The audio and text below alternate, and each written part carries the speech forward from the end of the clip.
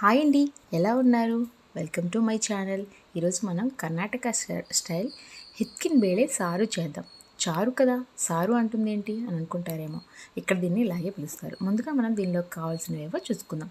హిత్కిన్ బేళే హౌరేకాళ్ళని పొట్టు తీసేస్తే హిత్కిన్ బేళే అంటారు. ఇందులోకి ఒక పెద్ద సైజు టొమాటో, ఒక హాఫ్ కట్ కొత్తిమీర, ఒక 15 నుంచి 20 వెల్లుల్లి రెబ్బలు, ఒక హాఫ్ కొబ్బరి చెక్కలో హాఫ్ ముక్క కొబ్బరి, ఒక పెద్ద ఉల్లిపాయ, అందులోకి ఒక ఇంచు దాల్చిన చెక్క, ఒక 3 లవంగాలు తీసుకోవాలి. ముందుగా మనం ప్యాన్లో ఆయిల్ వేసుకొని ఆయిల్ బాగా హీట్ అయిన తర్వాత హిత్కిన్ బేళే పిక్కల్ని అందులో వేసుకోవాలి.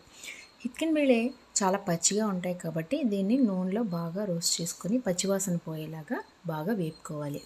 ఈ సీజన్లో ఇక్కడ ఇవి బాగా దొరుకుతాయి. సో అందువల్ల అందరూ ఇక్కడ ఆల్మోస్ట్ వీటితోనే చాలా రకరకాల వంటలు చేసుకుంటారు.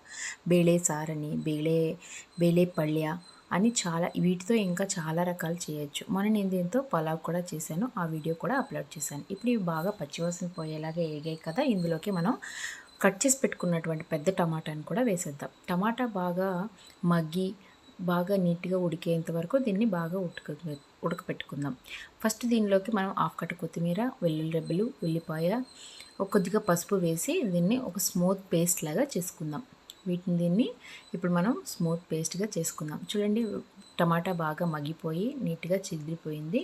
ఇప్పుడు మనం దీనిలోకి ముందుగా మనం గ్రైండ్ చేసుకున్న పేస్ట్ని కూడా వేసుకుందాం.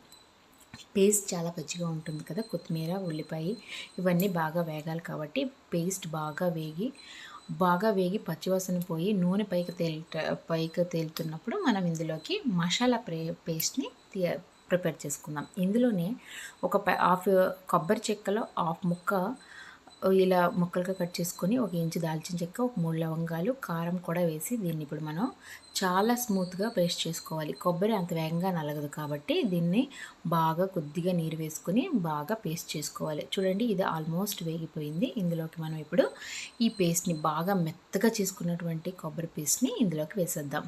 మసాలా పేస్ట్ ఇలా వేయగానే ఒక రకమైన వాసన వస్తుందండి, చాలా బాగుంటుంది. కూరకు మంచి టేస్ట్ని తెచ్చిపెడుతుంది ఈ కొబ్బరి పేస్ట్ అనేది. ఇది బాగా వేగి ఇలా నూనె తేలుతున్న క్రమంలో మనం దీనికి సరిపడా ఉప్పును కూడా వేసుకుందాం. ఉప్పును వేసుకొని బాగా అటు ఇటు తిప్పి బాగా కలిపి ఇలాగ చూడండి, నూనె ఇలా బయటికి తేలుతుంది కదా, ఇలాంటి టైంలోనే మనం ఎంత మనకి చారుకి సరిపడా నీళ్ళు కావాలో అంత దీనిలోకి మనం వాటర్ని యాడ్ చేసుకున్నాం. నేను ఒక 2 గ్లాసెస్ ఆఫ్ వాటర్ ఇలా యాడ్ చేసుకున్నాను. ఇది ఇప్పుడు బాగా మరగాలి. బాగా మరిగి నూనె పైకి తేలాలి. బాగా ఉడికింది అనడానికి ఇవి చాలా లేతగా ఉంటాయి కాబట్టి మనం ముందులో ఆయిల్లో ఫ్రై చేసాం కదా, అప్పుడే ఇవి నీట్గా బాయిల్ అయిపోతాయి. ఇప్పుడు ఏంటంటే ఆయిల్ చిక్కుబడి గ్రేవీ అంతా బాగా ఉడికి దగ్గర పడేలాగా మనం దీన్ని ఉడికించుకోవాలి. ఇందులో ఉడకడానికి ఏమీ ఉండదు, అవి వేగంగా ఉడికిపోతాయి. హిత్కిన్ బేళే అనేవి చాలా వేగంగా ఉడికిపోతాయి. ఆయిల్లో మనం ఫ్రై చేసినప్పుడే ఇవి బాగా కుక్ అయిపోయి ఉంటాయి. ఇప్పుడు పేస్ట్లన్నీ బాగా ఉడికి ఒక మంచి ఫ్లేవర్ వచ్చేంత వరకు మనం దీన్ని ఉడికించుకోవాలి. చూసారు కదా, ఇలా ఆయిల్ బయటికి తేలుతూ బాగా ఉడికింది. దీన్ని ఇప్పుడు మనం వేరే బౌల్లోకి తీసుకుందాం. అంతే, ఇది అయిపోయింది. ఇది ఇడ్లీలోకి, పూరీలోకి, చపాతీలోకి, రైస్లోకైనా కూడా చాలా బాగుంటుంది. ఇక్కడ వాళ్ళు దీన్ని చాలా ఇష్టంగా తింటారు, నేను కూడా. Thank you.